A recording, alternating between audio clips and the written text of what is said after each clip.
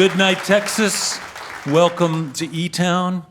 Avi and Pat, you both got interesting names. Avi Vinocur and Pat Dyer Wolf.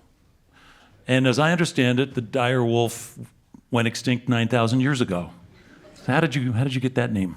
That's true. People used to ask me if my parents were big Deadheads, because there's a song, Right. Dyer Wolf. Yeah. And then that switched over at some point to people asking me if I was into Game of Thrones. I'm not sure if they were asking if I had changed my name based Right. on being a fan of Game of Thrones. Paleontologists, maybe, yeah. Yeah. And Avi, it's Vinocur, just for those who are paying attention. Vinocur.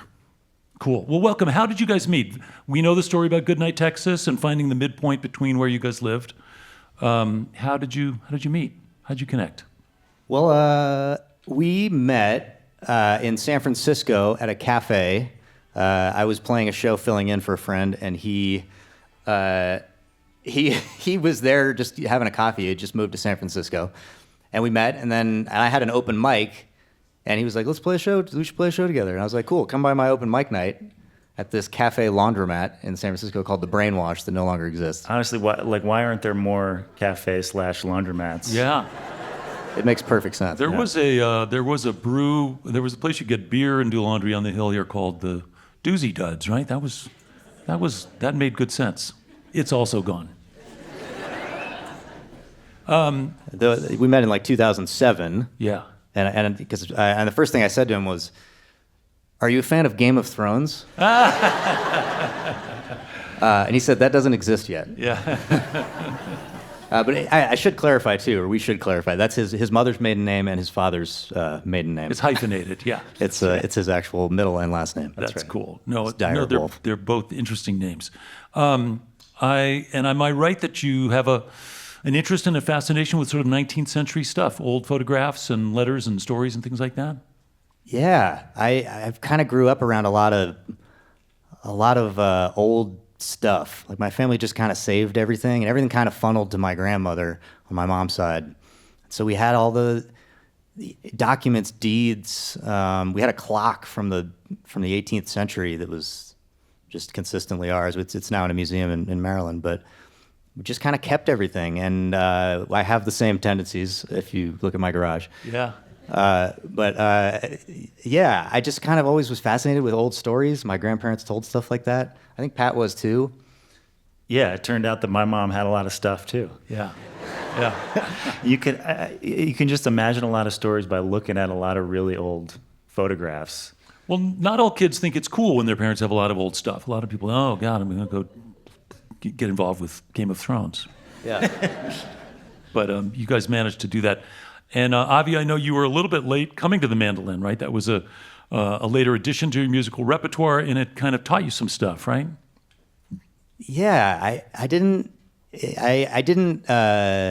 got it because it just kind of looked like I wanted to have it. This old Gibson mandolin, it looks like a teardrop. It just looks and feels old, and it just felt like when I started playing it, like I just kind of couldn't stop making up songs on this thing, and it was just like I just couldn't contain myself. So I just kind of started trying to learn to do it in my own sort of guitar way. I'm sure you've had this experience, Nick, because I've seen some of the instruments you have. When you get a new weird instrument, there's just all sorts of music in it. Yeah, that's right. Yeah, it teaches you stuff. Yeah.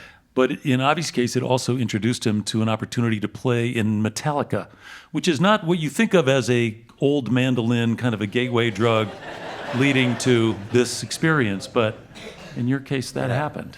By some enormous stretch of reality, that ended up happening. I've worked for them for many years, and they know I have a band, and they know I play mandolin and sing. So I ended up kind of playing with them, and they play acoustic sometimes. Yeah. Which is it's really amazing, and they're the power they have, and they really are into different genres of music and things, and I think they see the connection between bluegrass and Americana and the heaviness that is heavy metal. And playing on the Howard Stern show with Metallica is a thing that you can, again, not many folk rock mandolinists from San Francisco get to say they've done that. Yeah, I don't think a lot of other people have done that. There's only like a few dozen. Yeah, it's under. Is that where under your 10. dance moves came from, actually? That's probably, That is, yeah. Yeah, I was trying Metallica. to get a job on the Stern Show, but yeah. And what about practicing and getting together when you guys live so far apart? Is it a hassle? You just do it on the road and wait till you have gigs and connect? And Well, I think we always kind of break it in on the first show of the tour. Just that's the throwaway one, which is this one. So yeah. Thank you. You're welcome. Thank you. Yeah. I know you've gotten a lot of placement of songs in like film and TV shows and commercials. Is that something you have to also sort of study and practice and train to be good at that? I think we just got very lucky. Is all it is. And then it's just, lemmings following each other. I guess so. Yeah. Then they're like, wait, that was in a Coors commercial. Sure, let's put it in. Yeah. The Tiger King. Yeah, that's right. The first episode of Tiger King was like 2 minutes of your song, right? It was bizarrely, yes. Yeah. our manager pitched it and said, "Yeah, there's this Netflix documentary. It's not, there's not a lot of money or anything. It's called Big Cat Country." We were like, "Okay," and then I totally forgot about it. And then 9 months later, everybody was texting me, "Hey, man, you didn't tell me you were on Tiger King." Yeah. And I was like, "What's Tiger King?" Yeah. I think it's a Dyer Wolf Tiger King connection. Not totally sure. But the dark tales of the past, the old things from the 1800s, and all jumbled up with your own musical perspective, and it comes out like you guys. Thank you. Yeah. I mean, there's a lot of darkness in the past in this land of ours. Yeah. And when you think about upcoming projects, are you imagining a different time period or time frame for your next record? What are your thoughts? I don't know yet. I mean, our first record kind of took place in the Northeast, like before and during the Civil War, and then our next record took place in Reconstruction, and then our next record took place sort of in the Southwest in the early 20th century, and then we've continued going. Well, and then at some point we started singing about Alaska, and it's like I don't know where to go from there, really. Gotta go to space. Yeah, Well, the next album is about space. Space, yeah. Don't count on Google Maps for helping with that one. Well, listen, we've got much more music to play. Glad you're here, and welcome back, if you would, to eTown. Goodnight, Texas.